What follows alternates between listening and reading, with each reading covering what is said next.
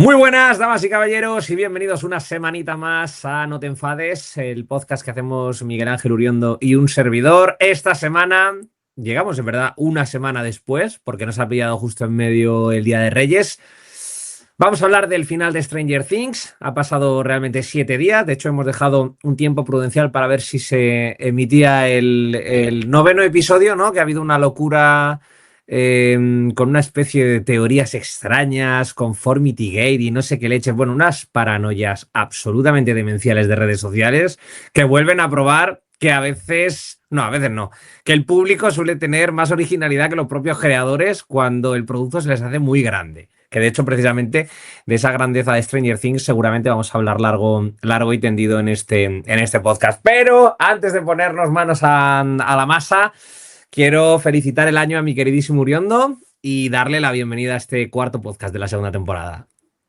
Hola a todos, pues la verdad es que un placer saludaros, feliz año.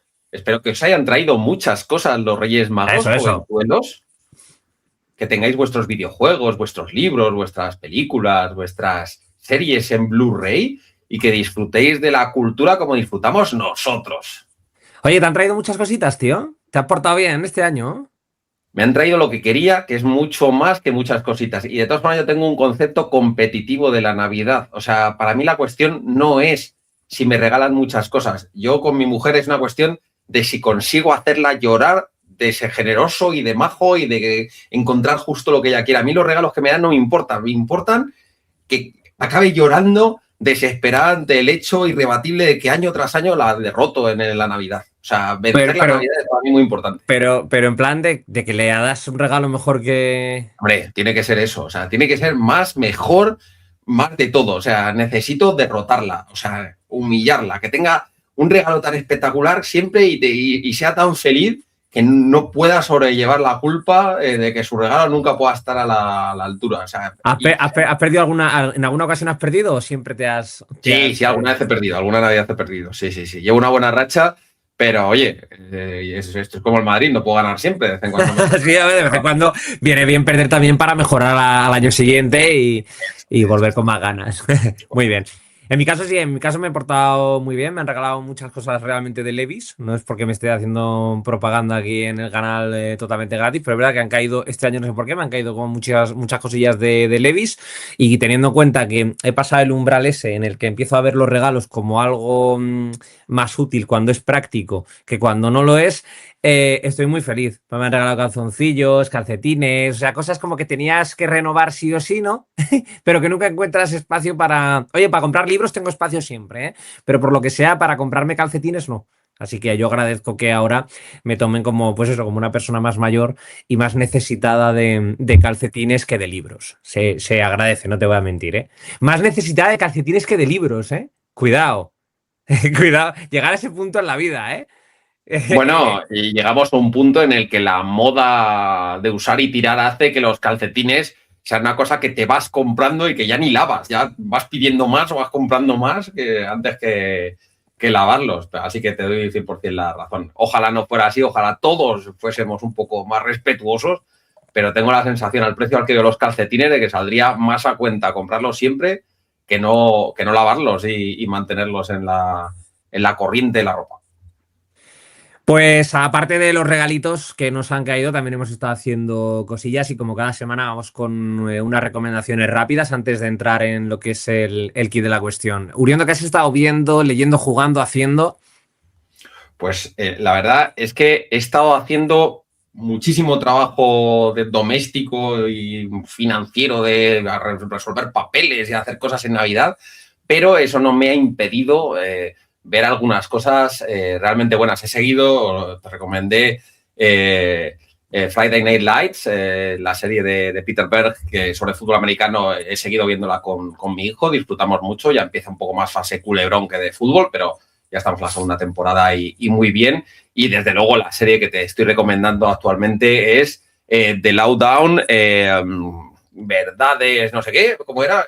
No me acuerdo cómo se llama en castellano. No tengo ni idea, la verdad que me lo apunté con el título de Lowdown. The Lowdown, de Sterling Arjo. Sterling Arjo, que es un director nativo americano que realmente... Verdades ocultas, tío, ¿verdad? Verdades ocultas.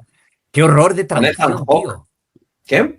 ¿Qué? Qué horror de traducción, verdades ocultas por The Lowdown. Sí.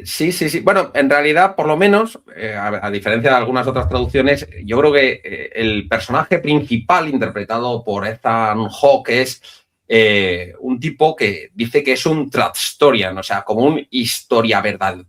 O sea, es un tipo que se dedica como a indagar en la realidad y descubrir las verdades ocultas, con lo cual, dentro de lo que cabe, no es una traducción tan terrorífica. Pero lo que es excelente es que nos ofrece un perdedor de esos que a ti te gustan, un periodista de investigación que se mete en un jaleo bastante interesante, que por supuesto tiene a las reservas de Oklahoma como semiprotagonistas. Sterling Arjo, yo recomendaría también de él, si no la habéis visto, una película que se llama Res Ball, que es como de baloncesto en la reserva, que habla, además es una película de deportes, si os gustan las películas de deportes es perfectamente recomendables. Y si tenéis verdadera curiosidad, ahora que ya ha salido el tráiler de Te van a matar, una película del director ruso Kirill Sokolov, con una Sassy Betts que tiene pinta de, de tremendo peliculón. O sea, os recomiendo el tráiler incluso. O sea, no sé si la película estará bien, pero el tráiler es fabuloso. Pues os recomiendo una de sus películas primeras, me la recomendó Jorge Loser, y está súper bien, que es ¿Por qué no te mueres? La tenéis en... Joder, qué títulos, macho. Sí, te van a matar a ¿Por qué no te mueres? Sí, En realidad, tío, o sea, qué insistencia, ¿verdad? Es verdad que los nombres rusos son un poco distintos, pero de verdad es un director que me recuerda un poco a Sam Raimi por lo vigoroso. Qué guapo. Sí, pero también un poco a Junet Carol, los directores franceses que nos trajeron en su momento Delicatessen. Es un director que tiene muchísimo futuro. Yo, esta película, ¿Por qué no te mueres? Para ver una chorrada básicamente en un solo espacio que dura 1 hora y media, con unidad de espacio y de tiempo, se ve casi como una obra de teatro extraordinariamente bien planteada y eso ha sido una de las sorpresas que de verdad he disfrutado esta Navidad. Pues anotado ahí queda la recomendación de Uriondo de esta semana, que siempre nos trae alguna cosilla curiosa. Yo, de hecho, te hice caso a los enfadicas y esta semana, bueno, hace 2 días vi Sinners, vi Los Pecadores de Ryan Coogler. Y me encantó, la verdad. Me pareció una película súper original en todos los sentidos, desde la propia trama hasta la ejecución. Y teniendo en cuenta que últimamente estaba un poco desconectado de películas y demás, debo admitir que me ha despertado el gusanillo de seguir viendo cosillas. Porque para mí lo tiene todo. O sea, buena dirección, buena música, sobre todo buen montaje, me parece el corazón de la peli.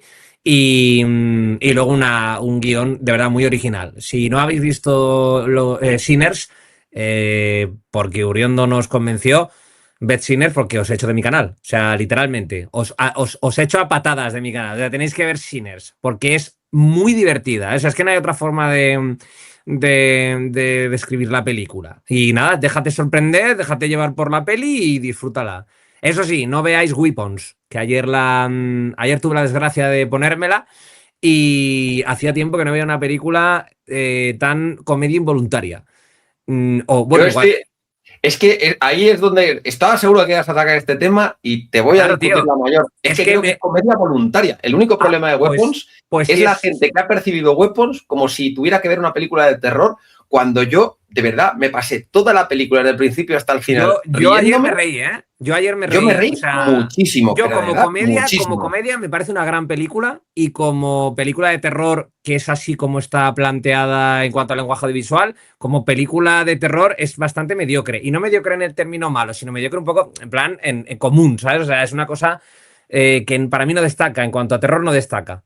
Pero como comedia yo me reí muchísimo. Te lo digo, David, yo todavía estoy convencido, o sea, de que tuvo un problema grave con la comercialización. O sea, la vendieron como si fuera una película de terror. Eso estoy también seguro de que ayudó a vender más entradas. El póster es de una película de terror, todo el marketing es de una peli de terror, y el lenguaje audiovisual dentro de la película es de una película de terror. Pero es una comedia. O sea, para mí es como lo que hacemos en Las Sombras. O sea, es una película que está hecha para que te rías. Esa sí que tiene yo esa sí que desde el principio la veo que es una comedia, tío. No, a ver, aquí juega evidentemente juega un poco a que es una comedia. Cuando dices involuntaria, quiere decir que es inesperada. O sea, como Sí, que te choca. Pero yo me reí tanto, o sea, yo me reí, ¿eh? yo me reí tanto con esa película que no puedo dejar de recomendarla, pero a todo el mundo le bajo el suflé. No la veas como película de terror. Si la vas a ver, No, no, no, no, tienes no, que no. verla como El Ejército de las Tinieblas, que es una película que también vivía del espíritu del terror, pero en realidad es una comedia, lo mires como lo mires. Tío, pero incluso si la vas a ver y dices, no es una película de terror, pero la película trata de convencerte de que es una película de terror, evita caer en la tentación de creer que es una peli de terror. Aunque haya jump scares, porque hay un par, y yo soy un acojonado de manual y pegué dos berridos, no es una peli de terror, de verdad. Hay que reconocérselo, ¿eh? Yo me reí, o sea, yo me divertí. Que eso es Bueno, más de lo que muchas pelis pueden decir. y hay otra peli muy similar, que no sé si habrás visto, que es magnífica, de Os Perkins, que Os Perkins es curiosamente el hijo de Anthony Perkins, el protagonista de Psicosis de Hitchcock, y tiene una película que se llama The Monkey, que, como director. Y es Ah, sí, exactamente lo sí. mismo. Una película divertidísima que juega con los tropos del terror, pero que en realidad en muchos aspectos es una comedia. Pero esa, ¿ves? Esa sí que pienso que está mejor vendida y mejor planteada la fórmula de soy una comedia, pero no comedia. Es que esta, por un momento, da la sensación de que es una parodia del cine de terror. Es decir, que como que se está burlando de los tropos que tiene el cine de terror, ¿sabes? Pero los está Pero es que es usando así y tanto. y le funciona, y a mí me pilló tan por sorpresa porque estaba. Y hay un momento, de verdad, David, que tú ves a un montón, cuando corren como Naruto los niños, yo me vieron muerto de la risa. O Yo no sea, entendía, no ¡oh! entendía nada, no te voy a mentir. O sea, no entendí nada. O sea, a mí Weapons, ya te digo, me pareció, me desarticuló. Es una peli que me desarticuló en todos los sentidos. Le concedo lo brillante si de verdad era una comedia que buscó el cineasta. Yo lo pongo en tela de juicio. Otra cosa es cómo lo vea la gente. Si Uriondo decide que la vio como una comedia, pues entonces creo que es una gran película. Pero, ¿sabes? En esto me pasa mucho con una película que hay gente que considera que es una gran película de acción, y yo estoy absolutamente en contra de que es una gran película de acción. Me parece una versión sarcástica, burlona y terrible del cine de acción de los 90, que además ha aguantado muy bien con sus efectos digitales, que son viejunos, pero perfectamente visibles, que es Starship Troopers. Starship Troopers no es una película de acción. Starship Troopers es una versión cínica de lo que eran en esa época las películas de acción, y yo con Starship Troopers me sigo riendo y sigo entendiendo que hay una visión crítica, demoledora, cómica de todo, que subyace y que no te deja escapar. Aprovecho que has mencionado a Os Perkins para recomendar Longlegs porque a mí no me gusta el terror, ¿vale? Pero es verdad que a mí esa peli me pareció sensacional.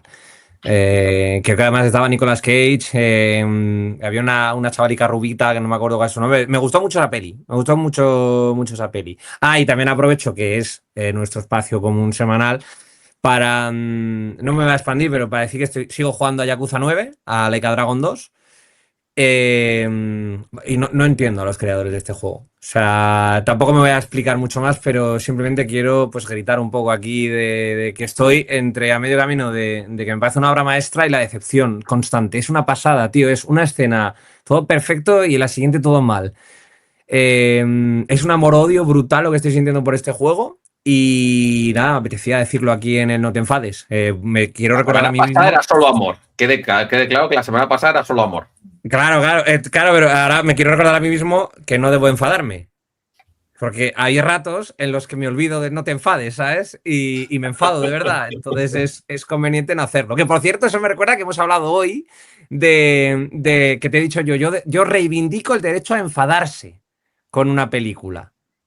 A raíz de un posible remake, que no ha sido así, ni va a ser así, de momento, de El Señor de los Anillos, o a raíz del remake de Harry Potter. Y tú defiendes otra cosa. No, yo defiendo que enfadarse está muy bien, pero una de las formas de, primero tú te enfadas. A mí, si hacer un remake del Señor de los Anillos, me parecerá tener el tiempo de la gente, el dinero de la gente, y recomendaré a la gente que no lo vea y que vea las películas de Peter Jackson si no ha tenido la ocasión de verlas.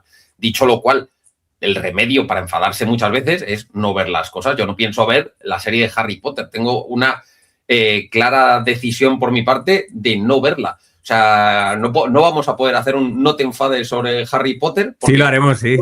la vocación. Bueno, pues entonces va a ser explicándomela, porque Claro. ya te No, digo yo no, que no. tengo Te Tengo convenceré clara para la verla idea de que juntos si hace falta, tío. De que si hace falta me voy a Madrid una puta semana entera para ver juntos la serie, tío. bueno, ya puedes verla tú primero y decirme que es extraordinaria y que me equivoco para que yo me ponga a ver otra vez Harry Potter desde el principio.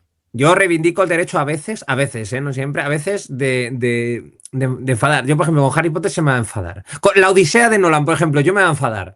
Yo voy al cine a pagar mi entrada para enfadarme. Exijo mi enfado, bro. O sea, exijo enfadarme. En este caso, yo creo que me voy a enfadar mucho menos porque empiezo a veros como una unidad de acción en lo universal a ti y a mi mujer. Entonces yo creo que voy a ir a ver la Odisea para escucharos uno a cada lado gritarme, no, pero es que las armaduras no son micenaicas, es que, ¿cómo llevan pantalones? No, eso va a ser interesante. Va a ser interesante. No Sí, puedo pero yo reivindico el derecho a enfadarse. Y reivindico que en los comentarios haya gente que diga cosas como, joder, reivindicas el derecho a enfadarte en un podcast que se llama No te enfades. Un poco incongruente, ¿no? Así soy. Un alma libre. Vea, aquí somos dos, o sea, que, oye, no te enfades, te lo digo yo a ti, que soy el mayor, o sea, yo soy el señor mayor, entonces te digo, David, Bonico, no te enfades, hombre, no te enfades, que no pasa nada, tú no lo veas, ya está, saca las cosas al prado a pastar, ya está, no pasa nada. Bueno, pues ahí queda eso, cositas que hemos estado viendo. Hemos dejado por aquí Lowdown, hemos intentado analizar Weapons desde un prisma que el director no quería, hemos hablado de Sinners y, oye, hemos recomendado Longlegs. Cuidado, o sea, no ha estado mal el bloque de recomendaciones.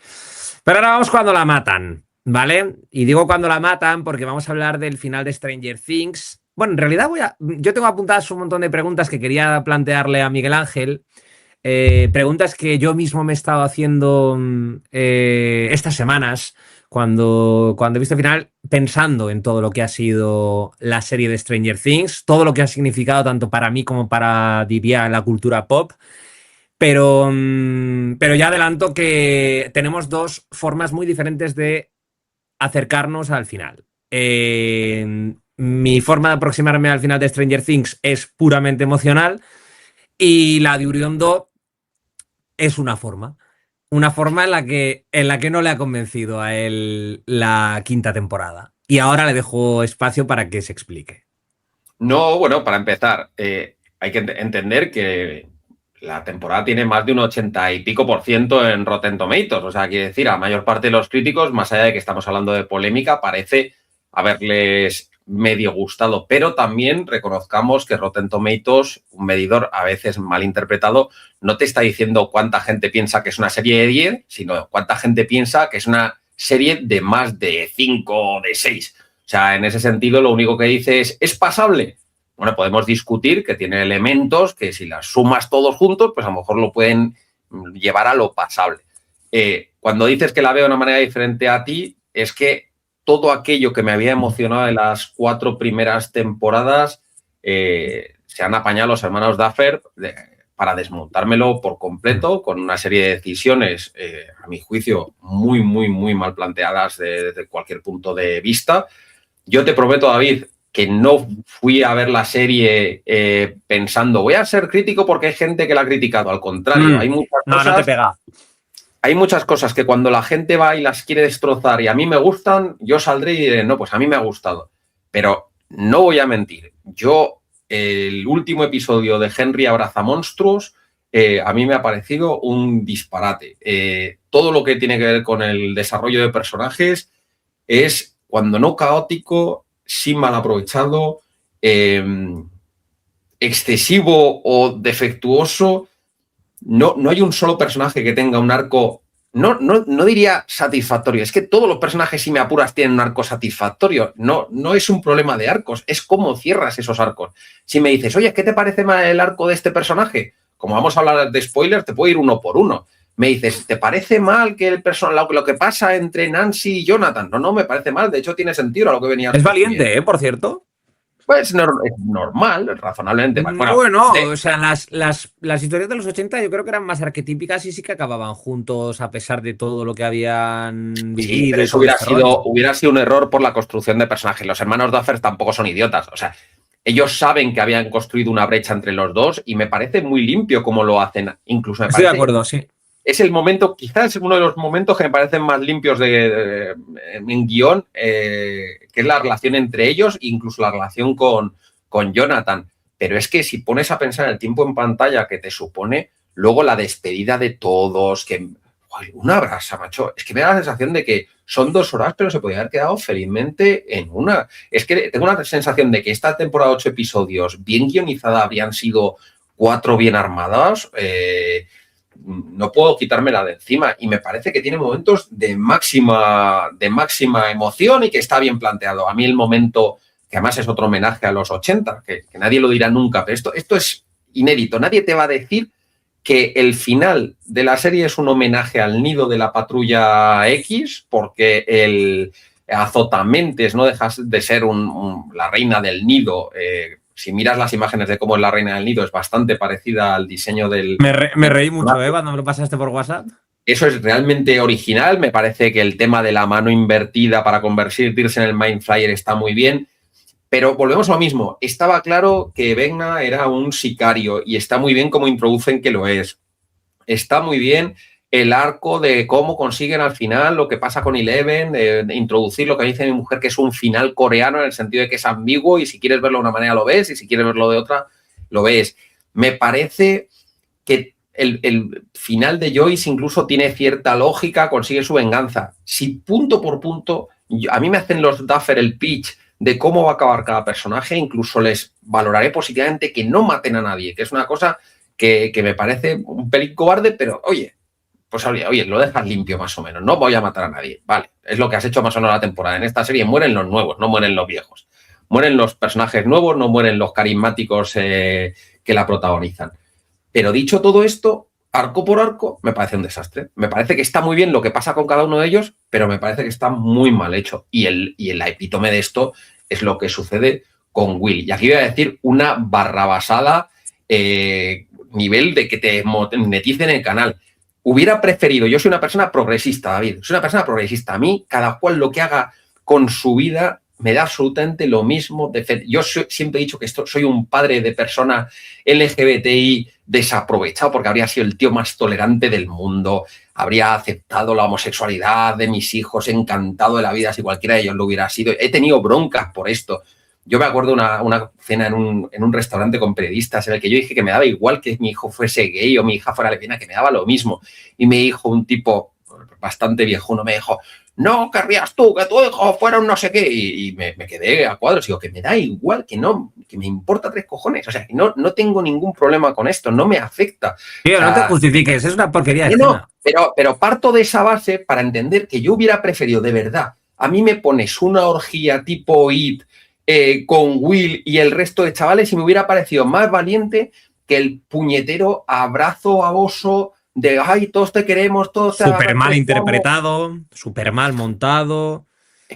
A mí lo que me dolió muchísimo es que esa secuencia, que es una aberración, y te lo dice una persona que adora al final, esa secuencia es una aberración. Hay mucha gente que la ha intentado defender porque es que si no, homofobia, tío. Es que el debate no puede ser ese.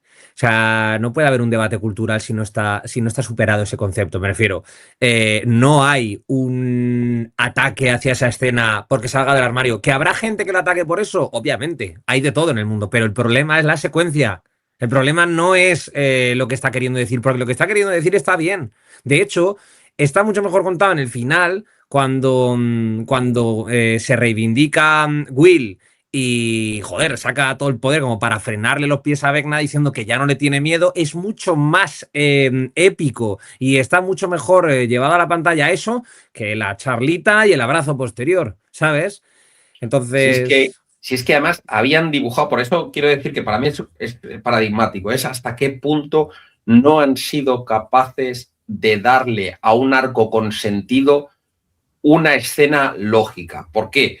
En la temporada anterior ya sabíamos todos los que habíamos querido interpretar mínimamente a los Duffer y a la serie que Will era gay. Era una obviedad, estaba enamorado de Mike, estaba enfrentándose a sus sentimientos, estaba llorando cuando se daba cuenta de que no iban a ser nunca recíprocos, estaba enfrentado a sí mismo y tenía de una forma genuina un conflicto interno que era interesante y que me parecía que podía haberse desarrollado de una forma idéntica si hubiese estado bien escrita. Si es que el problema es que la secuencia está mal escrita. De hecho, muy mal. Ni siquiera está mal construida. Hay un momento cuando le pide consejos a Robin y Robin le explica lo que es, cómo fue su evolución y diciendo, esto está bien, esto bien. Hasta que de verdad me sacas una escena que cierra bien el arco, que es lo que yo esperaba de esa escena, pero está escrita muy mal, de verdad. Yo no sé cómo han escrito esta temporada porque lo hacen con todo. Cosas que me parecían lógicas, las destrozan con una escritura deficiente. Tú eres escritor, David, tú valoras una buena escena, tú valoras un buen diálogo. Este episodio, esta temporada en general, está mal escrita, está mal dialogada. Cosas que no habían cometido nunca los Duffer ni sus colaboradores, aquí pecan de ello constantemente, caen en la sobreexposición de una forma abusiva, se pasan la vida explicándote lo que pasa como si no los estuvieras viendo, dándote una y otra vez recordatorios de lo que has visto 10 segundos antes. Todos los defectos de la narración contemporánea se acumulan en el último episodio de Stranger Things, más allá de todas sus virtudes. Creo que, de verdad, si alguien un poco inteligente hiciese un montaje del director de los últimos 8 episodios y los montase de una forma razonable, probablemente conseguiría algo satisfactorio, porque no es un problema de ideas, no es un problema de cómo termina, es un problema de cómo lo terminan, que no es lo mismo. Yo te entiendo, además lo has escrito antes por redes sociales y lo comprendía, no es tanto el qué, sino el cómo, es decir, no es tanto el fondo, sino cómo se ha llegado a él, que es lo que a ti te ha repercutido de manera negativa. Yo ya te lo dije hablando por teléfono contigo y lo he dicho en el canal de YouTube y lo he dicho en la botella de Candor y lo he dicho en todos los lados. A mí no me pidáis objetividad con esta serie, me refiero, objetividad salió del grupo. Cualquier tipo de análisis crítico salió del grupo y yo no entiendo este final si no lo explico al 100% con una cuestión emocional. Es decir, yo me puse a ver los 3 volúmenes, bueno, los 2 volúmenes del episodio final con mi señora y yo yo apagué la cabeza, desconecté el cerebro y le entregué el corazón a la pantalla y luego me lo devolvieron y yo estaba pues muy calentito porque gracias a Dios pues no me habían matado a ningún personaje. Que esto es algo que se ha criticado. Yo, por ejemplo, nunca he entendido el deseo obsesivo ahora del espectador moderno desde que triunfó Juego de Tronos de ver morir a los personajes, macho. O sea, no hay otra forma de crear gravedad en una serie de televisión que matando a los personajes, porque yo creo que no es realmente necesario acabar con la vida de los personajes si realmente cuentas una historia, ¿sabes? Y esto es real, ¿eh? Esto hay mucha gente que ha criticado que la serie ha sido cobarde porque no ha matado a los personajes.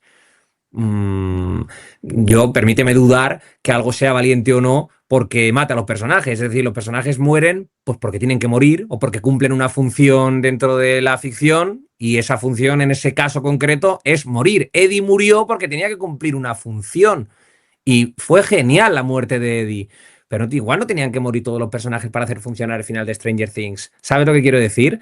Entonces, yo me alegré de lo que había visto. Yo fui feliz porque los personajes no habían sufrido más de la cuenta. A mí sí que me gustó el final y yo simplemente lo viví. Pero es que no puedo rebatir ni todos tus comentarios, ni muchos comentarios que planteaban ideas como ¿por qué no hay demogorgons en la batalla final? ¿O por qué los demoperros ahora se les gana con una patada cuando la temporada anterior prácticamente tenías que pedir un milagro a Jesucristo para poder acabar con ellos? ¿O por qué los personajes se ponen a hablar en mitad de un sitio y se ponen a hacer un podcast antes de salir de un sitio? ¿O por qué Vecna no sé qué? O sea, ¿y todo esto? ¿O por qué esto no se cuenta? ¿O por qué la piedra tal? O sea, yo todo esto, muy bien, o sea, perfecto, ¿sabes? O sea, pero es que a mí me da igual. O sea, yo lo que quería era que la serie terminase bien. Para mí termina bien y con eso me di con un canto en los dientes. Sí, y yo creo que esto es una parte del análisis representativo. La pregunta es si esto te ha divertido o no te ha divertido. Si tú Claro. has visto la temporada y te ha divertido, mira, yo una de las cosas, desde que me dedico a la crítica cultural de un modo u otro a lo largo de 1000 años, escribiendo, planteando, hablando, o sea, si hay algo que tengo claro es que yo no vengo aquí a joderle la diversión a nadie. Si tú has disfrutado de Stranger Things o de Juego de Tronos o de lo que sea, mejor para ti. O sea, quiero decir, aquí esto es fundamental. Lo principal de la ficción es que te entretenga y más a estos niveles. O sea, no estamos hablando de que esto sea una ficción elitista que está para ganar no sé cuántos Emmys. No, esto es para divertir a cuanta más gente podamos. A las masas, estamos reivindicando un élite Hogwarts. Entonces, en el momento en que entendemos que hay cosas que están para divertir al mayor número de personas que sea posible, cuanto más os divirtáis con esto, mejor. Tú, espectador, ¿has disfrutado del último episodio y de la última temporada de Stranger Things? Oye, me alegro por ti. Si el que ha sufrido soy yo, si el que tenía a su mujer y a su hijo animando a Vecna al final de la serie como si fuese Vinicius Junior, o sea, que eran mi mujer y mi hijo, que les tenía al lado aleando a Vecna, y cada vez que no conseguía matar Vecna a alguien se decepcionaban, porque ya llegaba hasta tal punto su aburrimiento que la habían convertido en hate watching y lo único que querían era ver sufrir a la gente que les estaba haciendo pasar un rato horroroso. Yo, lo peor de todo este asunto, David, no es la crítica, porque yo hay veces que apago el cerebro y digo, mira, es una mierda, pero me lo he pasado bien. En este caso es que me ha aburrido soberanamente. O sea, es de las cosas que más me han aburrido de los últimos 3 meses. ¿Te ha aburrido? Claro, yo estaba acojonado. Por Dios, que se acabe esta conversación, que se acabe esta charla, que se acabe esta despedida. O sea, son personajes, ya no es que me dé pena verles marchar, sino es que me da pena haber tenido que ver cómo se despiden de tan palizas que han sido todo el rato. O sea, que sí que os queréis, ya. Ahora nos vamos a ver todos los meses. Cuando dicen eso de vamos a vernos todos los meses, y diciendo a lo mejor un mes, todos los meses es mucho, que es muy lejos, a lo mejor es cada año, cada 2 años. O sea, a lo mejor. Ya, pero yo, joder, macho, pues a mí eso me destruyó, tío. Igual porque estoy en ese punto exacto en el que he visto cómo esto me ha sucedido con amigos, ¿sabes? De que al principio te prometes unas cosas y luego va pasando el tiempo y la realidad es bien diferente. La realidad es que haces lo que puedes con lo que tienes y que el tiempo es como es y no sé. Bueno, eso está bien interpretado, ¿no? No lo había pensado. Me parece que es una buena. Que se están prometiendo algo que no van a cumplir. Es que no van a cumplir, es una pena. Yo personalmente estaba deseando que no lo cumpliesen. O sea, yo estaba pensando, no hace falta. No hace falta. Nancy, qué buen recuerdo, Nancy. O sea, ya está. Que además tú te crees, esto es importante, tú te crees que las futuras novias de Steve y de Jonathan van a dejar que se junten mucho con Nancy. Ya te digo yo que no. Hombre, al paso que va la degradación física de la actriz, que sus problemillas con las drogas ha tenido, tampoco me sorprendería, también te digo. No, porque... No, yo no sé si ha tenido problemas con las drogas. Sí. Él y Jonathan, que además han sido pareja en la vida real. Sí. Pues estos dos actores, pues bueno, que han tenido sus coqueteos con, ya sabes cómo es Hollywood. Bueno, pero es que justo la única anécdota real que conozco de ellos es muy sana, y es que en Luarca hicieron una ruta en un barco pesquero y nos lo contaba el capitán del barco que nos llevó a nosotros para pescar, y nos decían que él no consiguió pescar un carallo y ella en cambio se mega hinchó, lo cual en realidad... Hostia, lo cual tiene sentido con los personajes como son en la ficción. Sí, me sorprendió bastante.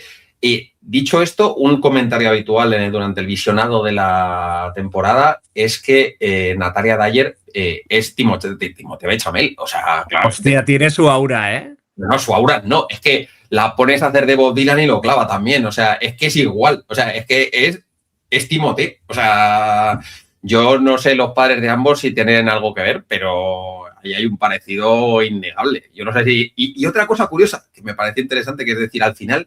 Me decía mi hijo, es que tienen todos pinta de señores mayores. Digo, ya, coño, pero es que es verdad que a finales de los 80, principios de los 90, la gente de 20 y pico años parecía que tenía 40. Bueno, hoy en día ves una foto normal de cualquiera de las nuevas generaciones del PP y parece que teniendo 25 parecen todos que tienen 53. O sea, que es algo que me parece perfectamente verosímil. O sea, la pinta de señores viejunos que tienen me parece razonable.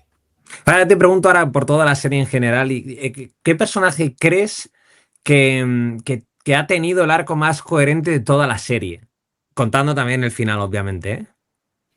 Es que creo que en cuanto a arcos no ha sido un desastre. De verdad, David, ahí coincido contigo. Y de verdad te doy la razón cuando hablas de cómo la valentía no es necesariamente matar a la gente. No hay ningún arco que estuviera demandándote matar a nadie. De hecho, a nadie, sí. Creo que no era muy necesario. Entonces, no me parece que haya grandes problemas de arcos. Will, me parece que habían dibujado lo que iba a pasar con él desde el principio. Incluso el Sorcerer me gusta. Si es que el problema es que yo estoy hablando de estas cosas y pienso, ¿qué sentido tiene? O sea, yo soy el de Netflix que autoriza los presupuestos y piensa, no, pues voy a hacer que Will al final sea el hechicero porque toda esa implicación con Vecna hace que tenga poder. Tiene sentido. No, pues es que al final se sacrifica Eleven por todos, pero en realidad no sabe si ha muerto o no. Oye, pues tiene sentido. Oye, es que Mike es al final el que se despide y una despedida súper emotiva en el que te hablan de cómo el rol a lo largo de los tiempos es una cosa que se transmite entre hermanos y al final une a generaciones y es un entretenimiento maravilloso. Y incluso al final con los dibujitos representando un libro de rol es precioso. Uy, sí, yo quiero que hagan eso. Es que Mike al final sigue siendo el corazón del grupo, el que ha unificado. Uy, muy bien. Es que Jonathan y Nancy se separan de una manera razonable. Y Joyce y Hooper tienen una cita en Enzos. ¡Qué bonito, una cita en Enzos! Si es que uno por uno los personajes y sus arcos me parecen perfectos. O sea, casi diría que desde un punto de vista, esto va a sonar paradójico, pero diría que el arco de Will es perfecto. Creo que tiene un arco perfecto, creo que acaba como tiene que ser. El único problema es que lo cierran mal. Es que teniendo un arco maravilloso, que creo que está muy argumentado a lo largo de toda la serie, lo estropean con malas interpretaciones, una escritura aberrante sobre exposición y una interpretación que yo creo que es minúscula por parte de un actor que se nota a la legua que es el peor de todos los que participan en Stranger Things. Es mucho mejor el personaje de Will que el actor que lo interpreta. Una especie de Harry Potter, de AliExpress, el mozo. Físicamente digo, O sea, me recordaba muchísimo a Daniel Radcliffe en la última temporada de Stranger Things. Daniel Radcliffe, pero de 2 metros. Es que Alvar tiene... Sí, menudo bigardo, Sí, y es que han tenido ahí problemas. Yo recuerdo mucho juraría que fue la 3ª temporada, que se empeñaban casi todavía en ponerle con pantalones cortos y era claramente el que el personaje le había... Era mucho más grande que el personaje, o sea, era una cosa muy cantosa, pero eso siempre lo he perdonado, porque dentro de lo que cae tú no puedes evitar que al final los niños te crezcan.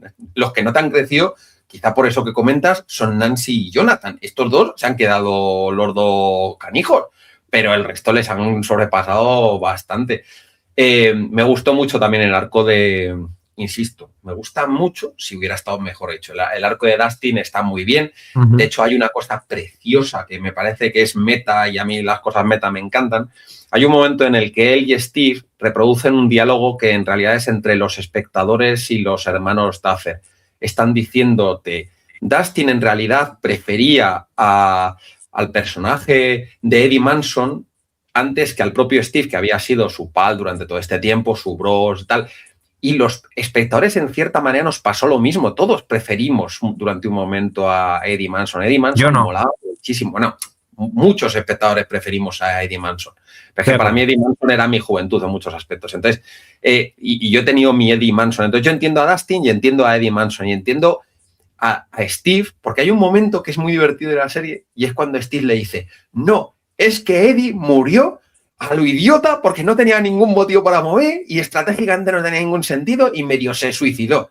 Y yo estaba pensando, hombre, pues Steve tiene un poco de razón porque en realidad tú piensas en lo que pasó al final de la 4ª temporada y tampoco para distraer a los murciélagos tenías que haber salido a que te picoteasen. O sea, al final es un poco medio idiota lo que haces. O sea, no, yo no me voy a ocultar. Bueno, el personaje era así, ¿sabes? Creo que le pegaba, era muy rock. Le pegaba, pero yo creo que Steve está frustrado porque le tiene muchísimos celos a Eddie Manson, pero se los tiene también hasta la audiencia. ¿Por qué preferís al actor de Eddie Manson antes que a mí, maldita sea?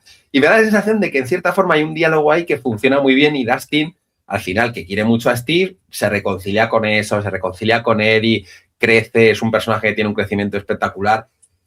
Así que sí, el personaje de Dustin y su arco me parece uno de los más redondos porque al final tiene sus dientes perlados.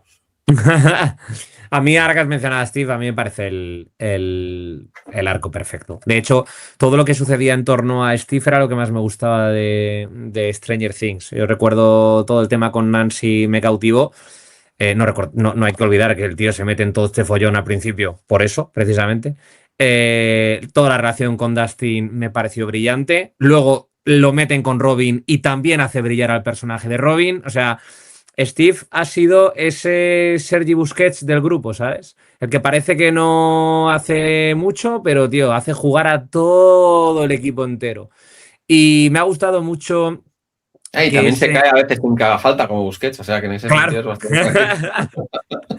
Y también me ha gustado mucho que el lugar al que lo han llevado los hermanos Duffer, porque que sea él de todos los que hay el que se quede en el lugar y el que decida tratar de ayudar a los niños, me parece algo extraordinario. O sea, me parece una lectura perfecta de toda la aventura que ha vivido y de lo que es realmente Steve, que no es un tipo que se ponga a huir a la primera de cambio. Entonces me ha gustado muchísimo el lugar al que han dejado a Steve y todo, de verdad, todo lo que tiene que ver con él. Yo repaso la serie entera y todos los lugares que me han hecho feliz tiene que ver con este personaje.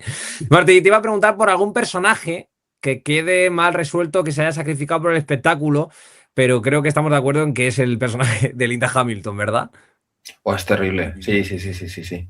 Pero me vas a dejar 10 segundos porque es que estoy tan de acuerdo con lo que has dicho de Steve y añadiría una cosa. Muchas veces los arcos tienen que tener una verdadera evolución. El resto de los personajes son más o menos los mismos todo el rato. Steve es un gilipollas al principio de la serie, muy gilipollas. No olvidemos cuando hace esto en el cartel, lo hacen sus amigos, pero en realidad él forma parte cuando la llama prostituta en el cartel de los cines y la lía. O sea, en realidad él es el que tiene un arco de verdad, en el sentido de que tiene una transformación genuina. El resto no evolucionan tanto, son más o menos igual de heroicos, igual de buenos, igual de majos desde el principio.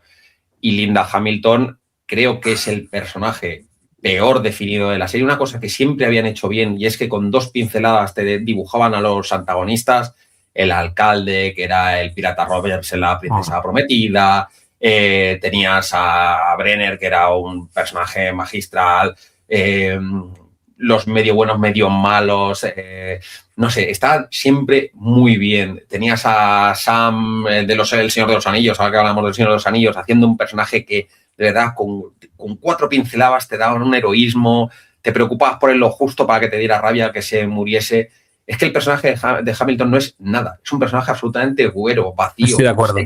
No tiene nada, es que no sabría decirte cuál es su motivación, cuál es su interés, nada. Es que hasta el ruso piloto que les ayuda, yo me acuerdo mucho en el momento este que era un imbécil y hay un momento que dicen, yo recuerdo, tú no serías el famoso héroe de guerra que no sé qué. No. O sea, al final te lo pintaban como un tío que había caído y que todo esto le supone una redención, que vuelve a levantarse y en su última acción es heroico. Hostia, era un personaje que era la risa, que era burlesco, que no tenía ningún sentido. Pues al final hasta ese personaje le daban un poco de gracejo. Pues nada, macho, imposible. Con Linda Hamilton no sé nada de ella. O sea, que llame a su hija para preguntarle cómo está. Algo que yo entienda esta obsesión, porque Brenner lo sabemos, el resto lo sabemos. Es que hasta el antagonista del ejército de la película anterior era un tipo que entendías más o menos su obsesión. En el caso de Linda Hamilton, es un vehículo tan vacío, de verdad, David, que... Y desperdiciar así a una actriz tan descomunal me parece... Bueno, eso por descontado. Yo trato, es que encima no entiendo, igual que me pasa con Yakuza 9, no entiendo a los Duffer aquí. Porque, punto número 1, puedo empatizar con que no quieres darle demasiado volumen al personaje de Linda Hamilton y a todo el tema de la trama de los militares para no desviar la atención del tema de Vecna y el azotamentes y que no te pase como le pasa a la última temporada de Juego de Tronos, ¿no? Que desvió un poco la atención de todo y se acabó yendo al traste. Pero tío, entonces, ¿por qué no conviertes a Linda Hamilton y a la trama de los militares en el villano del volumen 1 y concluyes esa trama para centrarte en el volumen 2 en Vecna? ¿Sabes? O sea, es que no lo entiendo, porque creo que tenían todos los ingredientes colocados y no han sabido ponerlos en el plato correcto, macho. Sí, y además eso te habría permitido hacer una cosa que personalmente pienso que habría sido de verdad útil. Tú si haces lo que estás planteando, me parece lo más ingenioso. Tú resuelves a los militares de alguna manera en el primer capítulo, los primeros 4 episodios, claro. Y eso te evita momentos extraordinariamente ridículos, como por ejemplo tener a Nancy francotiradora, que tú puedes decir, oye, es muy buena disparando, es muy buena no sé qué, y puedes venderme que no, que las películas de acción de los 80 al final es como Rambo. Pero es verdad, tío. Es que es así. Es que la magia del cine es esa. Llega un momento en que llega con la furgoneta Nancy y mata a todo el mundo, pues me cuesta. Lo de que no me cuesta ver el final con el monstruo al que todo el mundo contribuye para matar, no sé qué, que eso me parece que... tengo problemas y es porque no ha habido responsabilidades políticas. Por eso es que una civil ha matado militares, ¿sabes? O sea, ese era mi problema en el que yo hubiera puesto a Eleven matando a los militares, ¿sabes? Porque que lo haga Eleven... desde un punto de vista de verosimilitud en la ficción, da igual, me refiero, o sea, es un proyecto y lo que no querrán los militares es que la prensa descubra que han estado experimentando con niños, ¿sabes? ¿Qué son unos militares muertos en honor de la verdad, ¿no? O sea, eso tiene sentido, pero que una civil... Y más porque luego no forma parte Eleven de toda esta historia. O sea, como Claro. Eleven desaparece, tú puedes tener a la que ha matado a todo el mundo fuera de todo esto. Pero tener lo de Nancy, de verdad, me parece... En fin. Insisto, por eso lo mismo. No es que estuviera mal planteado, porque desde el principio te habían dicho que era muy buena tiradora y lo que quieras. No lo sé. Me cuesta, tío. Sí. Me cuesta. A mí ya te digo que si yo también he hecho este ejercicio de análisis, ¿eh? Y yo también he visto todas las cuestiones relacionadas con guión, con conveniencias, con personajes mal llevados, etcétera. Insisto en que yo no vi la serie así. Por fortuna, porque si no seguramente me habría sentido decepcionado con el final de Stranger Things. Lo afronté de la forma correcta, que es simplemente dejarme llevar, que me enseñen cosas, yo vibro, me emociono y paso miedo porque les pueda pasar algo, ¿no?, a los personajes. Te hago preguntas un poco más genéricas porque, joder, tengo muchas preguntas que hacerte y me gustaría Bien, conocer tu venga. opinión. Y son bonitas realmente sobre Stranger Things, porque es que nos estamos centrando realmente en la última temporada, como debe ser, obviamente. Pero es que esta serie ha sido muy grande, tío. O sea, esta serie ha marcado un antes y un después para mucha gente. Es historia de la televisión, forma parte de la cultura pop, cosa que no es tan fácil entrar en la cultura pop. Y lo ha hecho haciendo algo muy curioso, que es traer de vuelta una época. Entonces, te quería preguntar si para ti Stranger Things ha idealizado los años 80 o los ha mirado con cierta melancolía. Bueno, los ha mirado con una melancolía evidente, pero es que no nos olvidemos de que yo tengo una tesis, ¿vale? Y es una tesis más amplia. Y es que cometemos a menudo el error de interpretar desde España cosas que nos llegan desde Estados Unidos con las mismas comparaciones. O sea, tú puedes decir, no, es que en España estamos idealizando los años 80. No, es que en España en los años 80 había terrorismo, en España en los 80 había una cantidad de Drogas. heroína, lo de la heroína era una locura. Es verdad que los años 80 de Nueva York no tienen nada que ver con los años 80 de los suburbios. Entonces, hay una peli maravillosa que es The Snack Shack, que la podéis ver pues está en Sky Showtime, que es un coming to age espectacular, muy bonita, sobre un chaval joven. Esta es más de principios de los 90, pero es realista en su planteamiento, pero no tiene nada que ver con nosotros. Entonces, mi pregunta es, ¿se idealiza los 80? Yo creo que había unos 80 sí para esa gente, para la gente que vivía en los suburbios, en pueblos de Indiana, que tenía familias que se podían permitir yo qué sé, una casa con un solo trabajo del marido, podían tener una casa gigante, porque claro, es que vivían también en el culo del mundo. O sea, también a lo mejor en España podías tener un casoplón en Soria con el sueldo de una persona que tuviera un sueldo razonable. ¿Por qué? Porque era todo más barato que en la gran ciudad. O sea, pero al final el problema es siempre compararnos con este tipo de cosas. Yo creo que es tan repetido, lo hemos visto con Amblin, lo hemos visto con Spielberg. Creo que los 80 en Estados Unidos en parte sí fueron así para algunas personas y está bien que se refleje. Lo que es absurdo es que nosotros, los que hemos vivido los años 80 de verdad en este país, pensamos que tenemos algo que ver con eso, porque no tenemos nada que ver. No hemos tenido esos suburbios, no hemos tenido esas vidas. Es verdad que hay una cosa quizá que coincidía, si tuviera que decir lo que más se parece es la despreocupación de los padres con respecto a los niños. Es verdad que a nosotros nos tiraban en la calle y volvíamos porque queríamos, o sea, y volvíamos vivos de milagro todos los días. Y es verdad que a los padres les daba todo un poco más igual porque nos criábamos todos un poco más solos en la calle. Eso es equivalente, pero es que en España te criabas esquivando jeringuillas en el Parque Andalucía y en Estados Unidos ibas con bicicleta derrotando a Vecna. Hay diferencias y son fundamentales. Entonces yo creo que hay una idealización, pero es que tenemos la molesta tendencia de no idealizar ni siquiera lo nuestro idealizable. Idealizamos lo suyo, que estuvo fenomenal, fantástico, pero es que nuestras vidas no fueron así. Intentar idealizarlas o plantear que, oye, es que los años 80, no, los años 80 de los suburbios, de gente que vivía en suburbios de un razonable valor adquisitivo, poder adquisitivo en Estados Unidos. Fantástico, eso lo han reproducido. Yo es que nunca he pensado, sobre todo a raíz del tema, es que encima yo creo que Stranger Things fue la explosión del tema este de la nostalgia como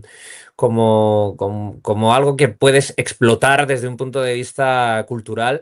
Creo que hizo mucho Stranger Things para eso, pero que yo siempre he pensado que no se echa tanto de menos los años 80, digo los años 80 como cualquier año, ¿eh? No se echa tanto de menos la época como la persona que eras tú en esa época. Es decir, echas de menos al niño que ya no puedes ser, que además de eso va Stranger Things. De eso iba a Cuenta Conmigo y de eso iban los Goonies. Es decir, iba de ese coming of age, ese paso a la edad adulta y lo complicado que esa última aventura y lo complicado que puede ser realmente gestionar, ¿no? El hecho de que esa partida que estás jugando de rol al final va a ser la última partida que juegues así. Es decir, podrás jugar una partida de rol dentro de 30 años con las mismas personas, pero ya no será lo mismo. Es decir, ya no, esa partida ya no es la misma. Te podrás prometer verte cada mes en tu pueblo de toda la vida, pero la realidad va a ser muy diferente, porque Nancy se echará un novio de la universidad y empezará a quedar con sus amigos que son muy interesantes. Steve igual tendrá que estar ocupándose de sus hijos, porque quería tener media docena de hijos, no sé cuántos hijos quería tener. Robin estará en su vida y en sus cosas, y la vida es así, tío, la vida es así. Entonces, yo creo que no se idealiza tanto lo que es la época, ¿sabes? Concreta, o sea, con sus cosas buenas, hasta no sé qué, sino que simplemente se pone contexto a lo que realmente se echa de menos, que es, tío, ser un niño. La inocencia, aquellos días que tú has dicho que salías al parque Andalucía, ¿no? Que esos días ya no volverán, bro. Correcto. Y además, bueno, yo no creo que lo hayan inventado los Duffer. Si tuviera que decirte quién inventó Stranger Things, o sea, la idea que está detrás de Stranger Things, que es la de utilizar la nostalgia para todo esto, y en realidad cuando usamos la nostalgia también es la nostalgia cinematográfica. En realidad, Estética, cuando... ¿no? claro, es que el problema no es que estemos añorando nuestra infancia, es que estamos añorando la infancia que teníamos en la que veíamos a niños estadounidenses hacer cosas. O sea, yo paradójicamente tengo nostalgia de los Goonies, no tengo nostalgia de ir en bicicleta con mis amigos derrotando a villanos, tengo, de verdad, Y de lo nostalgia que sentías de lo cuando que sentía veías viendo los los Goonies Goonies. siendo un niño, que te Claro, imaginabas viviendo una aventura así. o el viaje, la del explorador, o sea, hay muchísimas ET. películas. ET, por ejemplo, ET es paradigmático. Entonces, al final, la cuestión es lo que tú sentías viendo esas películas, con lo cual al final es como una nostalgia de segunda mano. Tengo nostalgia de una vida que no he vivido, eso es muy Sí, es una llamativo. nostalgia prestada, en verdad, ¿eh? Es una nostalgia prestada, porque también es verdad que mi infancia no tenía nada de todo eso, entonces yo me quedo con la de estos niños que llevaban monstruos en bicicleta, es Pero no fabuloso. hablabas de estas cosas con tus amigos, o sea, no veías las películas, no tenías espacios comunes con tus amigos. No, hombre, y yo, a ver, yo monto en bicicleta y he hecho, o sea, yo he hecho muchas de estas cosas, pero en No es lo versión mismo.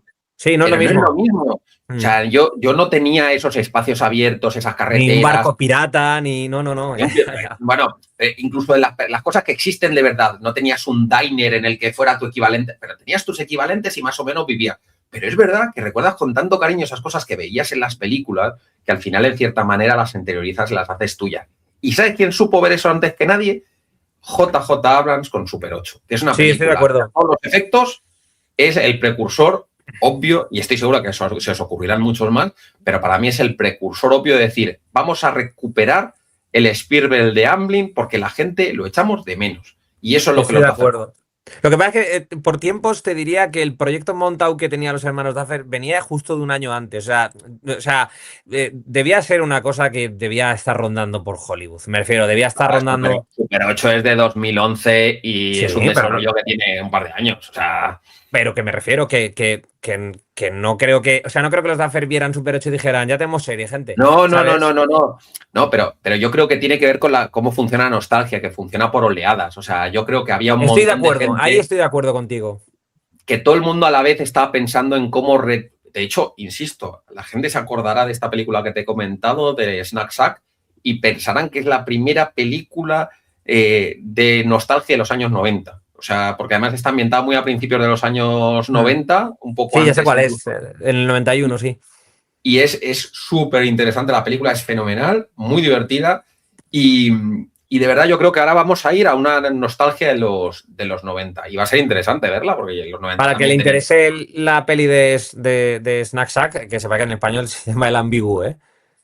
¿Cómo? El Ambigú. Me estás vacilando. ¿En No, serio? el Ambigú. Te lo puedes buscar ahora mismo si quieres, la que es que la he buscado ahora. para ver qué era la película que yo estaba pensando en mi cabeza. El ambigú, pero que... El Ambigú 2024. El Ambigú 2024, amigo. El Ambigú. El ambigú, lo estoy viendo en Film Affinity y no me lo sé creer. El ambigú. El Ambigú. Opina. ¿Qué significa ambigú, tío? No tengo, quiero decir, escucha, no tengo. ya es raro que en la traducción de Ambigú, algo, Ambigú Rae, buffet. buffet, El buffet. me El acaban de Ambigú. matar. O sea, quiere decir, cuando Snack tenías Shack. en castellano que hubiera sido perfecto, lo hubieras llamado el chiringuito. El buchiringuito, tío. Es que es El tal cual, chiringuito, ¿eh? tío. Bueno, si eres asturiano, pues el buchinche. O sea, quiere decir, no sé, pero el ambigú me acaba. O sea, yo estoy sobre que eso no podía, eso no lo han pues sacado así en ningún sitio. O sea, no me lo puedo creer. O sea, qué horror de título. O sea, Que por cierto, está al borde Snack Shack. poniendo triunfé patinando. Snack Shack es un título genial para no traducir, ¿sabes? No es como una cosa Pero, tronco, difícil. pero si me dices, la he traducido ¿Sabes? el chiringuito, pero que me digas el ambigú. O El sea, Ambigú. me da la sensación de que le ha puesto la película un tío, una distribuidora de 93 años, que ha dicho, ¿cómo se llamaban las cosas estas que había en el teatro? Ambigú. Me ha gustado mucho y creo que para mí es el concepto genial. Siempre sacamos un concepto genial en los podcasts que es el de la nostalgia prestada de Stranger Things y ya pues aprovecho para preguntarte algo que le he estado de verdad dando muchas vueltas y es, ¿crees que va a haber otra serie tan generacional etimológicamente hablando como Stranger Things? Porque ya a los 80 fuera, ¿sabes lo que quiero decir? Ya te va tocando los 90. Sí, sí, lo vamos a ver. Yo creo que vamos a ver nostalgia de todo. Si es que hasta si te pones a pensar en las primeras películas, en la primera película de George Lucas, es nostalgia de los años 50, o sea, antes de Star Wars. O sea, al final las películas que van sobre nostalgia de una edad, sea la que sea, son bastante frecuentes. O sea, es verdad que algunos se van más atrás, pues, o sea, nostalgia de los años 20. Ahora estoy viendo mucha nostalgia, bueno, ahora, en los últimos años he visto como mucha nostalgia del pre-Hollywood. Pero al final, el ir atrás, mirar atrás, recordar lo que fueron otros tiempos, es un ejercicio que es muy cinematográfico. El otro día estábamos hablando de Anatomía de un Instante, la serie que tenéis en Movistar Plus, que es fenomenal. Extraordinaria. También es una nostalgia de un periodo y es recreación de algo. El pasado es maravilloso porque nos permite ver cosas que ya no están. Entonces, podemos aprender, podemos sacar conclusiones, podemos vernos a nosotros mismos en el pasado. Sí, yo estoy seguro de que vamos a ver nuevas oleadas de los años 90 y yo, por ejemplo, ahora presto mucha atención a lo que le gusta a mi hijo pequeño porque siempre pienso que será la ola de nostalgia dentro de 30 años. ¿Qué te gusta a ti, hijo? Pues me gustan los creepypastas. Pues vas a ver que dentro de 30 años habrá una oleada de creepypastas, de los youtubers que hacían canciones sobre movidas. O sea, las cosas que ahora a él le apasionan se van a convertir en su nostalgia dentro de 30 años. No tengo ninguna duda. Quiere decir, si sobrevivimos como especie a ese periodo. A mí solo de pensar en la pereza que me puede llegar a dar, que me hagan movidas así, rollo millennial, tal, ¿sabes? Tipo Game Boys, tazos y movidas así.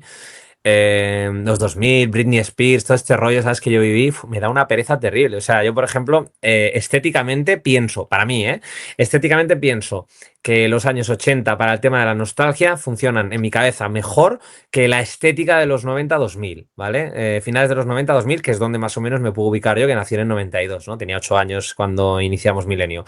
Entonces, ¿que vamos a ver cosas de estas? Hombre, me figuro que sí. Me figuro que veremos cosillas así. Otra cosa es que a mí me encaje, que precisamente te quería preguntar, tío, porque, o sea, yo me hice una pregunta y es, yo siempre que veo una serie completa y que ha durado mucho tiempo relativamente, ¿no? Me pregunto, ¿qué va a quedar de esto? Es decir, ¿qué queda? ¿La historia o el recuerdo? ¿Sabes? O sea, hay para mí series como Los Soprano que me queda la historia y hay series como Friends que me queda el recuerdo. Es decir, tal vez no me acuerde de la historia completa de todo lo que han vivido los personajes, pero me acuerdo del recuerdo que es la felicidad que me han ofrecido a lo largo del tiempo que ha estado en emisión esa serie. Para mí esta serie es más recuerdo que historia. De hecho, si pienso mucho seguramente en la historia, se me puede caer antes que si pienso solamente en el recuerdo de lo que me ha hecho sentir. No sé si será tu caso, no sé si me entiendes lo que te estoy planteando. no solo te entiendo, sino que ninguna crítica que yo haya hecho a la 5ª temporada de Stranger Things inhabilita lo que supone esa serie para mí. O sea, al final, una de las cosas que todos los creadores aspiramos a hacer en la vida es generar cosas que perduren. Y una de las cosas que perduran mejor son los personajes. Los personajes tienen la capacidad de convertirte en una persona mejor o peor. Pueden ser tus padres, pueden ser tus hermanos. Yo he dicho que yo he tenido a mi Eddie Manson y al ver a Eddie Manson yo me he recordado a mi Eddie Manson, a mi amigo Enrique. Yo al ver a Dustin me he recordado a mí mismo. A ver, yo no sé si yo era Dustin, era Mike, desde luego no era Lucas, pero Andy no lo sé. Pero al final estamos hablando de cómo los personajes tienen capacidad de ser importantes en tu vida y por eso yo siempre he puesto muchas veces el argumento de que cuando hablamos de la importancia de poner al creador, la vida del creador por encima de los personajes o de su obra, yo para mí la obra es mucho más importante que el autor. O sea, a mí Orson Scott Card no puede ser tan homófobo como para que Ender no me afectase como me afectó cuando yo era un chaval, o como Alvin Maker me afectó. O sea, yo no puedo evitar el hecho de que este tipo me ha construido moralmente en cierta manera a través de sus personajes. Stephen King el otro día decía que una de sus obras menos acertadas porque estaba de cocaína hasta las cejas cuando la escribió era Tommyknockers, pero yo Tommyknockers la leí con 15 años y los personajes que ahí salían fueron importantes para mí. Yo cojo los personajes de Stephen King, que es otra de las referencias ineludibles de 100%. A todos los efectos, pero cojo sus personajes y son muchas cosas para mí. Entonces yo cuando estoy trasladándole a mi hija todos estos libros, le estoy pasando It, le estoy pasando Apocalipsis, yo necesito que mi hija se haga tan amiga de Stu Redman como lo fui yo. Necesito que aprenda a entender, a odiar y amar al mismo tiempo las contradicciones de Harold. Yo necesito que ella entienda el grupo de amigos de It y que sepa que ese grupo de amigos no va a tener uno en la vida como ese y que a lo mejor sus amigos deberían ser así si quiere que sean lo bastante buenos. Entonces, los personajes son algo maravilloso, David. Entonces, Stranger Things es una serie de personajes y todos y cada uno de ellos van a ocupar un lugar importantísimo en nuestras cabezas y nos va a dar igual que Natalia Dyer se parezca a Timothée Bechamel, nos va a dar igual que Nathan esté machacado o que Will se ha convertido en un actor lamentable con ideas políticas cuando menos discutibles. Me da todo igual porque los personajes se van a quedar aquí clavados en nuestros corazones ya para siempre. Y lo más increíble es que se han quedado clavados en el corazón de un señor de casi 50 años. O sea, que todavía hayan sido capaces de hacerme sentir un poquito eso a estas alturas, dice cosas de ellos en cuanto ven que lo han hecho y creo que también dice un poquito de mí en el sentido de que todavía me hago querer y que todavía no tengo el corazón del todo petrificado.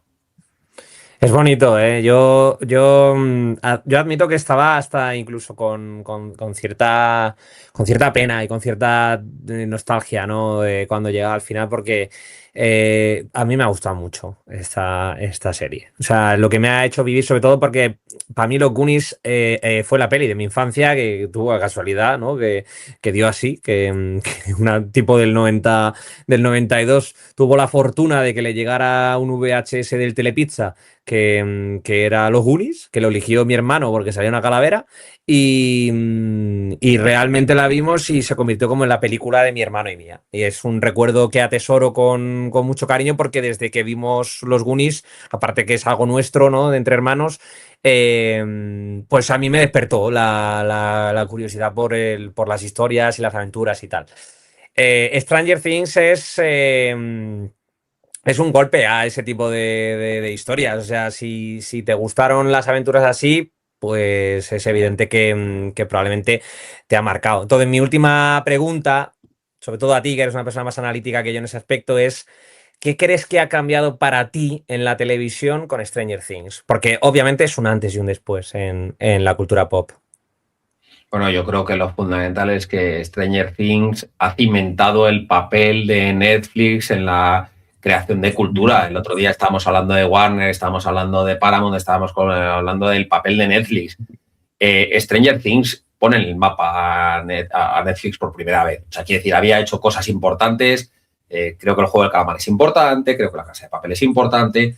hay muchas cosas que han sido importantes para Netflix, pero no creo que haya nada comparable a Stranger Things. O sea, me gustaría pensar que volverán a hacer cosas tan espectaculares y que te gusten tantísimo. Ni siquiera creo que haya sido lo mejor que ha hecho nunca Netflix. No, Sea su mejor película contigo, o la mejor o la más elitista. No, para nada. O sea, hay cosas de Netflix que me gustan, como aficionado al cine, por ejemplo, hay películas de Netflix que me gustan, pero vamos, muchísimo más. Pero dicho esto, creo que Stranger Things les ha posicionado de una manera que nadie más podría. Creo que sin Stranger Things, a lo mejor Netflix no puede hacer Jake Kelly con George Clooney, que es una película preciosa, muy bonita, que te recomiendo también.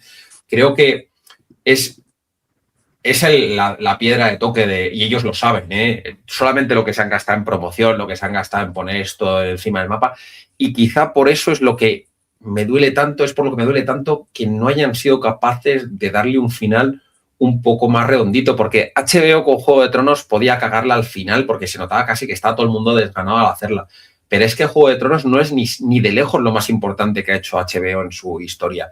Pero es que, corcho, Stranger Things sí era lo más importante que iba a hacer nunca. Estoy de acuerdo, Estoy de acuerdo. O sea, yo no pienso que sea lo mejor que ha hecho Netflix nunca, existiendo cosas como Godless, por ejemplo. Pero sí lo más importante. No creo que haya hecho nada. Es la primera franquicia que ha tenido Netflix en su historia. O sea, es el... Franquicia de hecho, global. Franquicia global, que para mí una franquicia es como Superman. Tú puedes vivir en la inopia y sabes que Stranger Things existe, sabes más o menos que existen los monstruitos estos. Oye, sí. No los llamas Demogorgon, no los llamas Demoperros, no sé qué. Los muñecos. Pero los muñecos los has visto. En algún momento sabes que hay una niña bajita calva que ha sido importante en este movimiento cultural que vivimos. De hecho, Netflix, desde el éxito de Stranger Things, ha perseguido de manera loca otra franquicia así y no, es que no lo ha encontrado. Es que a día de hoy no ha encontrado otra franquicia así. Con este encaje, bueno, quizá el juego del calamar, te diría yo que sí que ha permeado más en la cultura popular, pero no creo que con tanta fuerza como lo ha hecho Stranger Things. Miércoles Addams. Has quitado la boca. Yo creo que miércoles... Miércoles sí, Pero tiene trampa. Pero tiene trampa porque viene de la familia Addams. Claro. O sea, quiere decir, está muy bien. Te lo estaba según estás hablando, estaba yo pensando miércoles. Pero es verdad que es trampa, porque miércoles, vamos, es de Charles Addams. O sea, no es de Netflix. Y aparte de que ya venía con un bagaje en que las películas de los 90, aunque no son una gloria bendita, a mí me encantan, pero aunque no son gloria bendita, sí que pegaron en la cultura pop, pegaron. Hay otra trampa más, es los hermanos Duffer no eran nadie. Miércoles viene con la tutela de Tim Burton. No es precisamente un desconocido, para la industria. Entonces... Pero al final, yo sí pienso en las cosas que me han parecido grandes de Netflix. Veo más disparos al aire que aciertos, O sea, Witcher fue un disparo al aire. Claro. Muy exitosa. O sea, me parece que la han estropeado. O sea, creo que lo tenía todo para triunfar y nunca llegó al nivel de nada ni parecido. Y le han echado billetes, Le han echado billetazos a The Witcher. No se han querido cansar. Creo que a veces somos un poco injustos con los Bridgerton, porque los Bridgerton creo que han sido cruciales para Netflix en muchos aspectos y hay un demográfico entero al que han alimentado. Y yo creo que, claro, a mí me gusta más la fantasía y la ciencia ficción, fenomenal, pero es verdad que los Bridgerton han alimentado al meñique para arriba y al vamos a ver cositas de amor y de mucha fiesta elegante en los años de la mañana. Claro, es que de lo que no me repercute no tiende a hablar. Pero es verdad que tienen su peso. Igual que en el punto crítico puedes decir que Narcos ha sido brutal. En animación es muy difícil decir que BoJack Horseman no es de las mejores series de la historia. Pero para mí BoJack Horseman es nicho. Nichísimo. O sea, vale, no hablamos... Claro, la cosa es que no han sido tantas realmente las series o franquicias que han derribado la puerta del hipermainstream, ¿no? De la cultura popular absoluta para establecerse en el imaginario colectivo, y creo que Stranger Things fue la primera de Netflix realmente. Mira, igual que en economía, sabes que existe el índice McDonald's, que me valora la riqueza de un país en función de cuánto cuesta un menú Big Mac, es el índice de Big Mac, perdona. Y es un índice que se utiliza en economía un poco alegremente, pero que es divertido de plantear. Pues para mí McDonald's tiene el índice McDonald's de los muñecos. tú si tienes muñecos en el McDonald's, estás en un sitio muy concreto de la cultura. Y dime otra serie de Netflix que haya tenido muñecos en McDonald's, porque salvo un poquito el calamar, ¿no? que tuvo KFC, pero bueno, no era McDonald's, era KFC. Yo no sé si el calamar hubiera funcionado así en McDonald's, pero no sé. Yo creo que el calamar diría que es la segunda más importante desde el punto de vista de super. Estoy completamente de acuerdo. Franquicia nueva, porque como franquicia sería Wednesday. Y miércoles cierra lo que viene siendo el top. A ver, yo creo que Netflix sacará más franquicias, ¿eh? Es verdad que hablamos ya en su día de que ya las está comprando ahora, ¿no? O sea, pero yo hablo de que franquicias propias, yo creo que Netflix sacará más franquicias tan grandes como Stranger Things, ¿eh? Lo veremos, lo veremos. No sé si quieres quedarte con algo, tío, con alguna última. ¿Quieres hacer una última reflexión o sobre Stranger Things, sobre el final, la serie en general? Un poco agridulce para ti, ¿verdad? Sí, es agridulce porque estas cosas creo que es muy útil hablarlas con alguien que le ha gustado las cosas. Lamento no haber sido capaz de verla como tú. O sea, antes he dicho que mi corazón no está petrificado, pero cuando hablo contigo pienso, a lo mejor es culpa mía no haber sido capaz de terminar de disfrutar en el último momento de las cosas. Y pienso que hay una parte que es culpa mía, pero también pienso que parte es culpa de ellos y de verdad, yo no habría disfrutado. La cuarta temporada no fue hace tanto tiempo, David. La cuarta temporada, la diferencia de calidad objetiva entre la cuarta y la quinta temporada es colosal. O sea, de hecho, es que es irrefutable. Yo estaba dispuesto, como Rectevie del violinista en el tejado, estaba dispuesto a doblarme por Stranger Things, pero es que lo que me estaban pidiendo era que me partiese. Ya.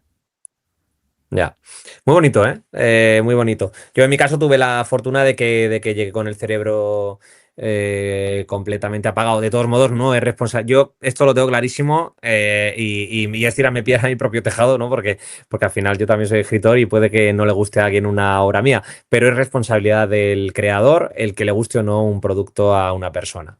Pero lo que pasa es que no todas las historias, ni las formas de contar las historias tienen un encaje con el público. Y eso hay que asumirlo. Pues tú, en tu caso, la pena es que haya sido el final y no, por ejemplo, la cuarta temporada. Si hubiera sido a la inversa, si la cuarta temporada hubiera sido más flojita, pero la quinta hubiese sido un petardazo, te llevarías otra sensación, seguramente. Correcto. De hecho, creo que un final empaña una serie completa. Con Juego de Tronos vimos que sí, ¿eh? Creo que menos de lo que parece. Incluso en series polémicas, con finales polémicos, se me ocurren varias. A mí hay una serie yo estoy pensando en una que me parece un 10 y el final no le gusta a nadie, a mí sí.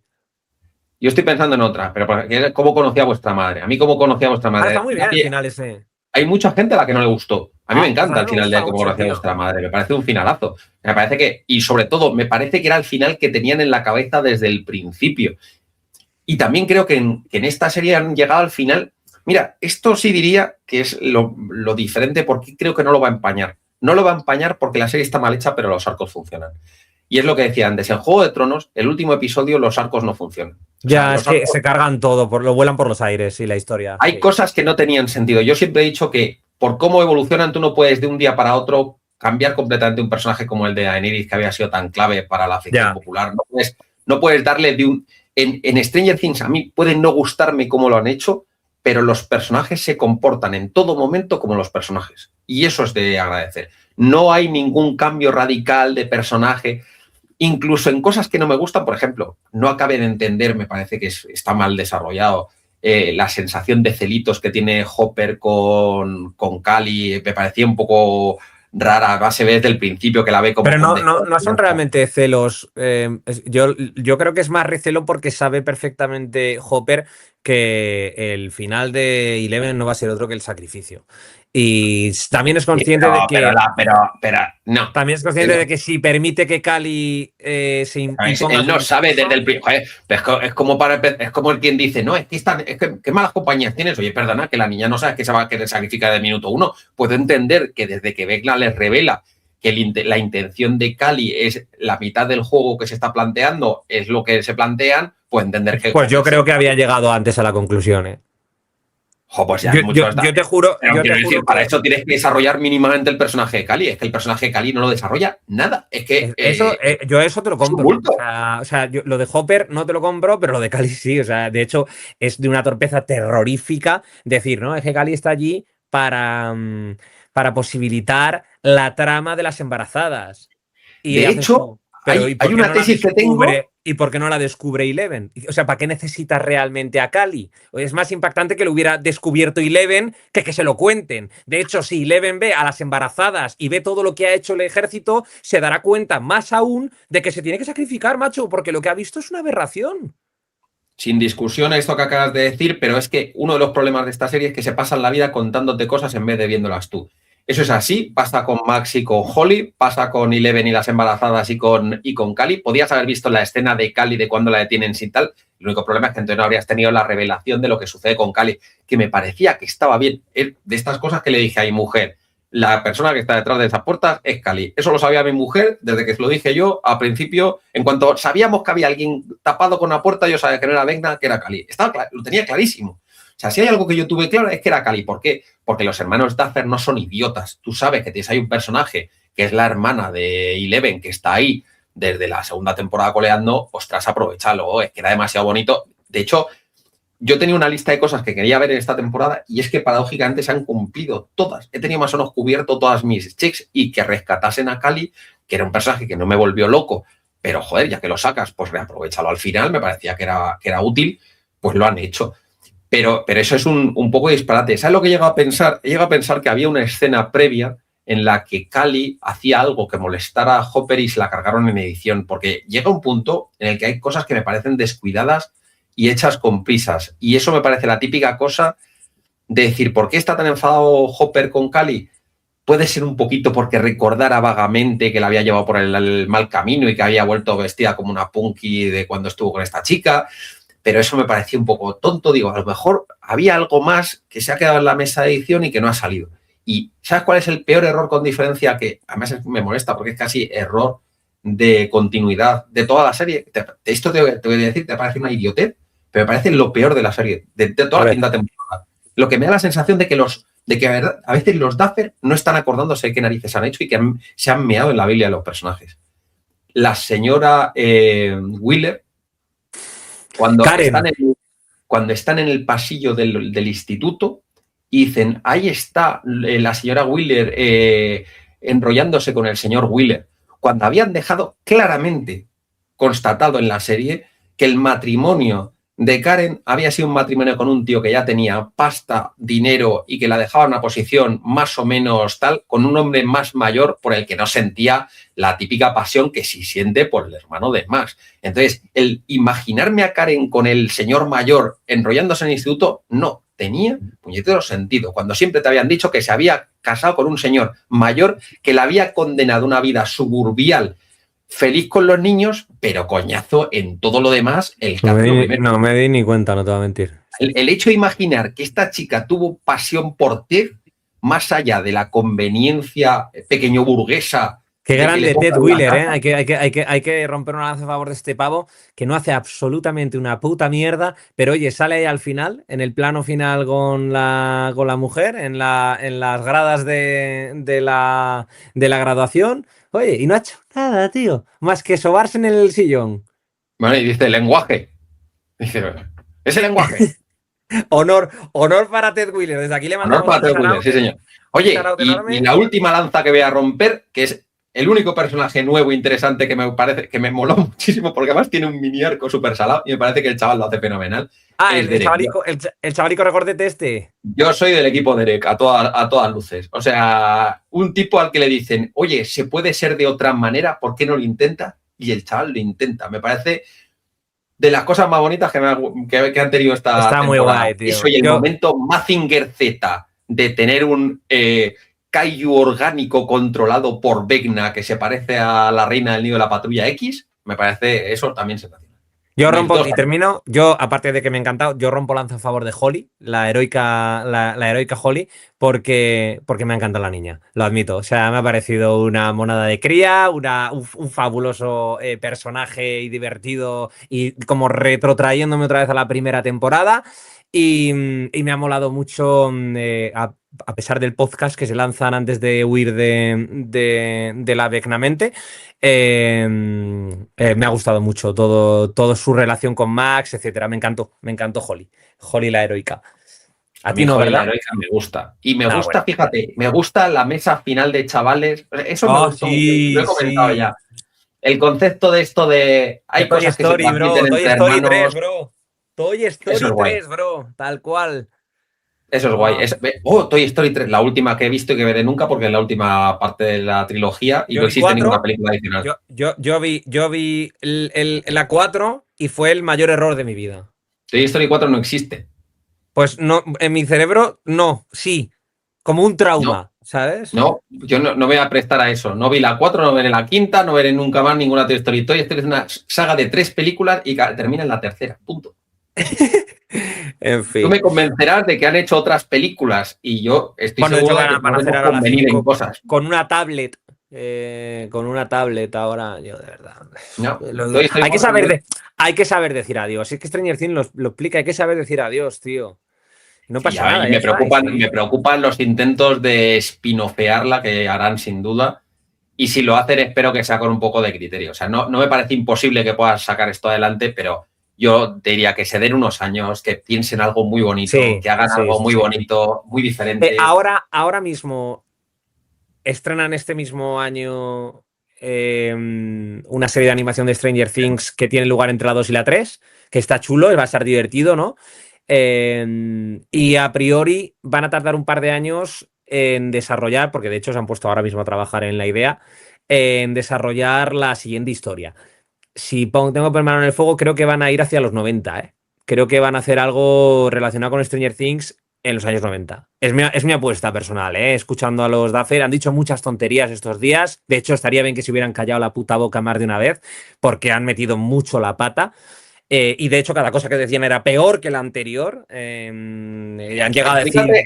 Explica más esto, porque yo realmente, como está tan obsesionado en no ver nada de nada antes de ver la serie, Vale. entonces me gustaría que me explicases que han dicho que sea tan malo, que no lo sé, de verdad. Pues es que los hermanos Duffer han estado haciendo un montón de entrevistas relacionadas con el final.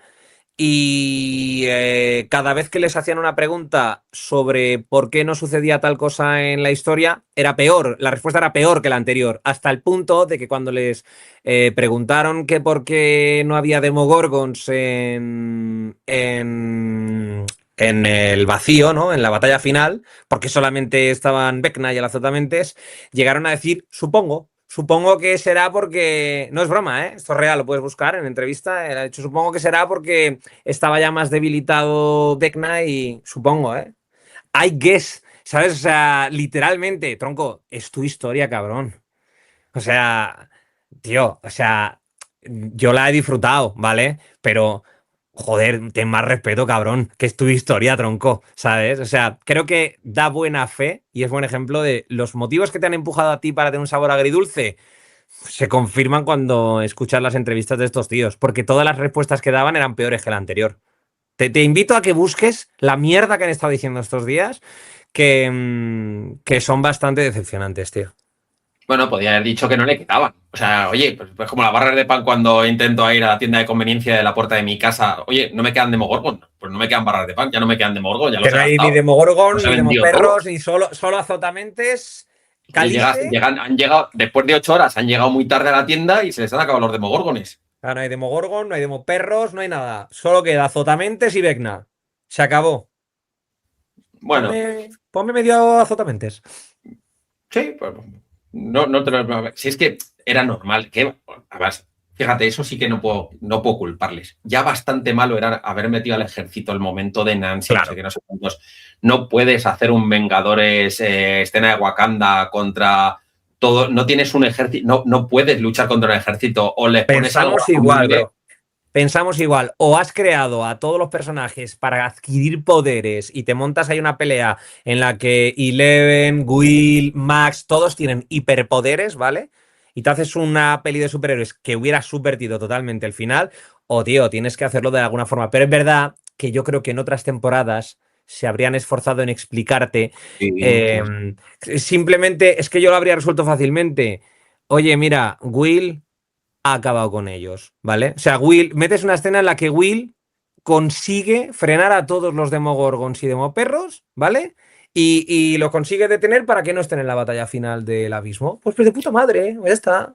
Claro. Pero si es que eso mismo lo podías haber hecho en la escena en la que Will detiene a los Demogorgones. Claro, y ya para siempre, ¿sabes? Y ya Pones no dos escenas de Demogorgones cayendo al suelo en el... A lo mejor no en el otro lado, pero los pones en el otro... no en el mundo de Vengna, sino en el otro lado, y pones a los Demogorgon cayendo como moscas ahí, resuelto el tema.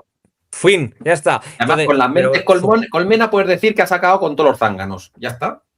es que le faltó decir, no es broma, le faltó decir a los Duffer en las entrevistas, lo hizo un mago, tío. O sea, ya está.